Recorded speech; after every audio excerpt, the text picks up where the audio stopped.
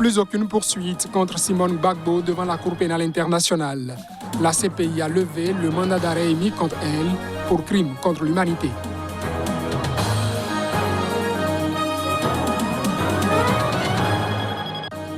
Le président de la Commission électorale nationale indépendante est désormais connu au Burkina Faso.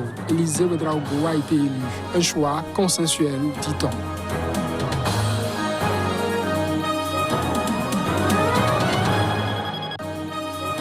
Des fonctionnaires en prison au Niger, ils sont soupçonnés de détournement de 8 milliards de francs CFA du Trésor public.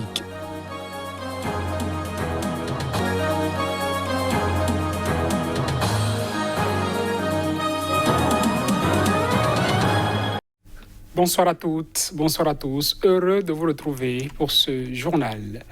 Plusieurs fonctionnaires ont été écroués ce mercredi à Niamey pour leur implication présumée dans une affaire de détournement de 8 milliards de francs CFA du Trésor public. Reportage.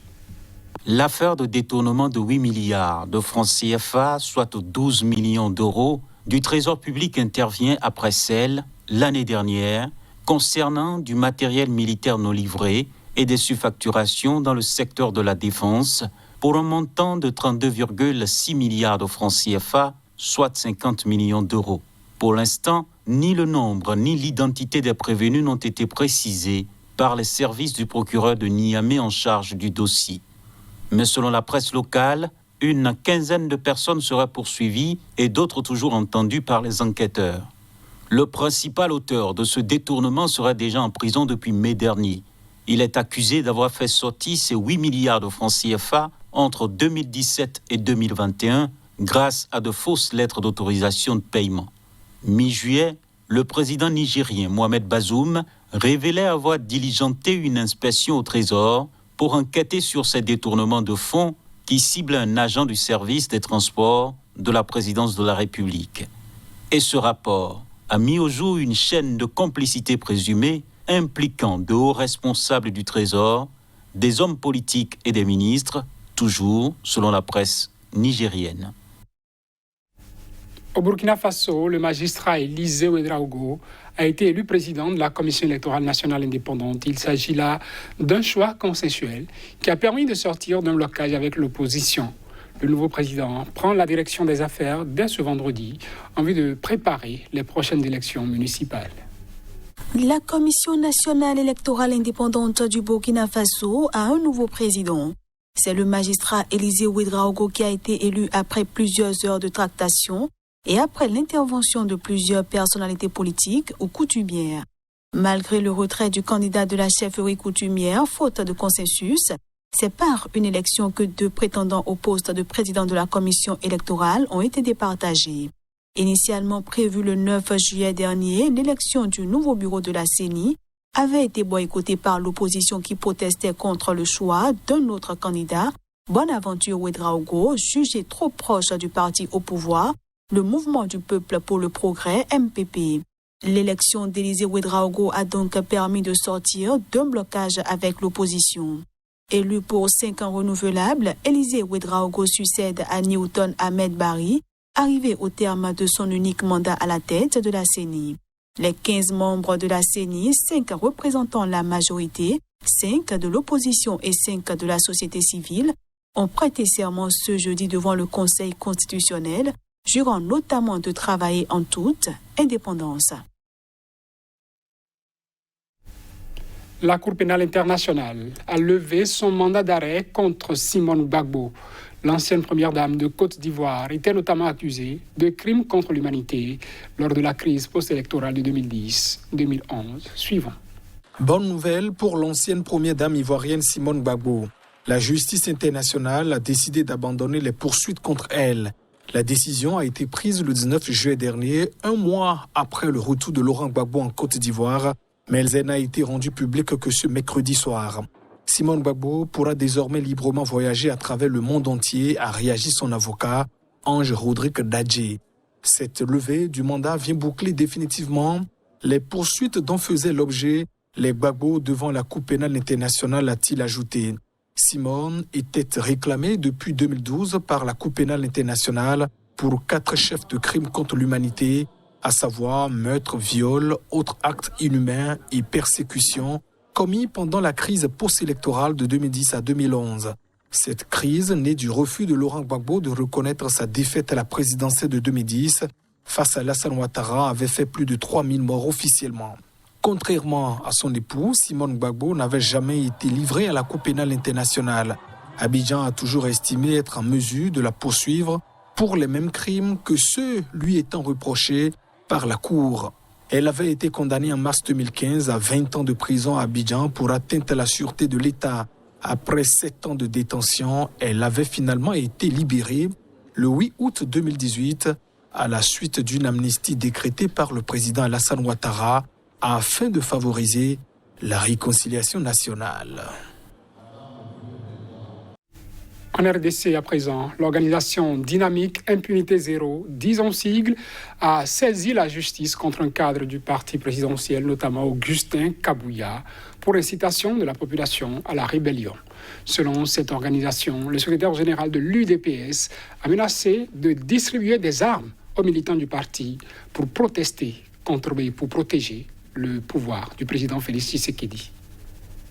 Le coordonnateur DIZ, l'organisation Dynamique Impunité Zéro, à l'initiative de la plainte contre le secrétaire général de l'UDPS, a estimé que cette incitation à la violence civile risque de mettre le pays à feu et à sang et demandé à la justice de sévir. Le parquet de grande instance de Matete a invité l'accusateur à venir confirmer sa plainte. Interrogé par RFI, le coordonnateur a affirmé que le secrétaire général de l'UDPS n'a pas fait une simple déclaration politique. Il ne peut pas promettre des armes qu'il ne possède pas, a-t-il ajouté.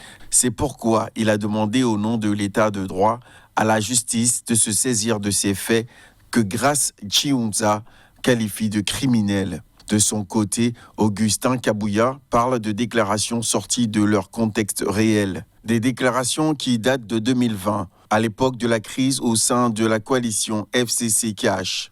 Pour le secrétaire général de l'UDPS, la DIZ a triché. Cette organisation n'a pris que 22 secondes de l'enregistrement sur une vidéo de plus d'1 heure pour appuyer l'accusation. Une manipulation selon Augustin Kabouya qui dit attendre le procès.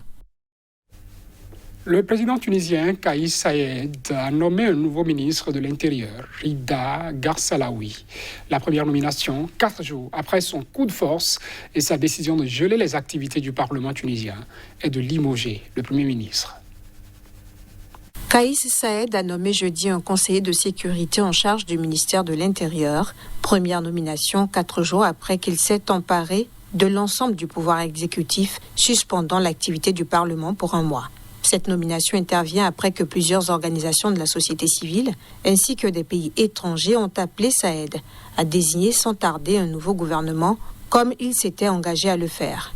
Rida Garsalaoui, ex-commissaire de police devenu conseiller à la sécurité nationale auprès du président, a prêté serment.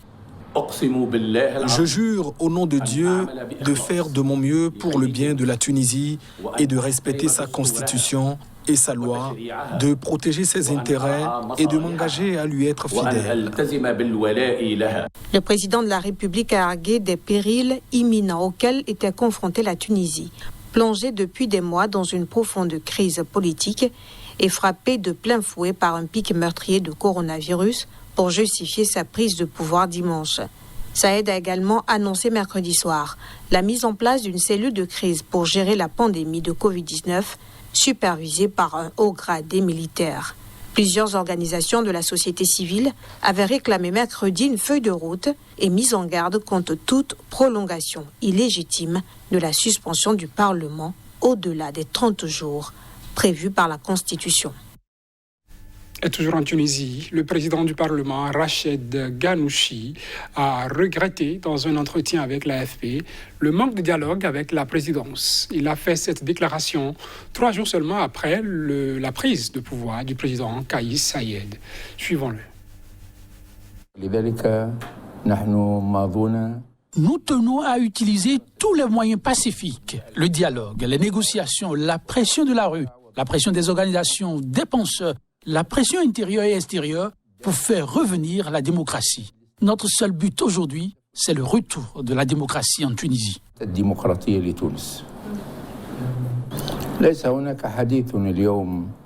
Il n'y a pas de dialogue aujourd'hui avec le président de la République ou avec ses conseillers. Mais nous pensons qu'il faut qu'il y ait lieu. Il faut qu'il y ait un dialogue national.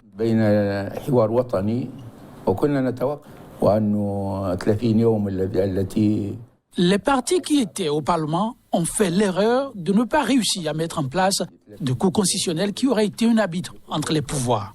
Le président Saïd a utilisé l'absence de cours constitutionnels pour monopoliser l'interprétation de la Constitution et devenir lui-même la Cour constitutionnelle. Et cela est une erreur dont nous portons en partie la responsabilité sans aucun doute.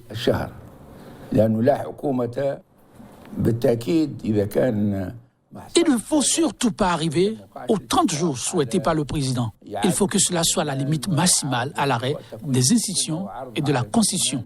Et que pendant cette période, il y ait des discussions entre le président et les partis politiques pour se mettre d'accord sur un premier ministre, sur un gouvernement et sur la présentation de ce gouvernement devant le Parlement avant la fin du mois.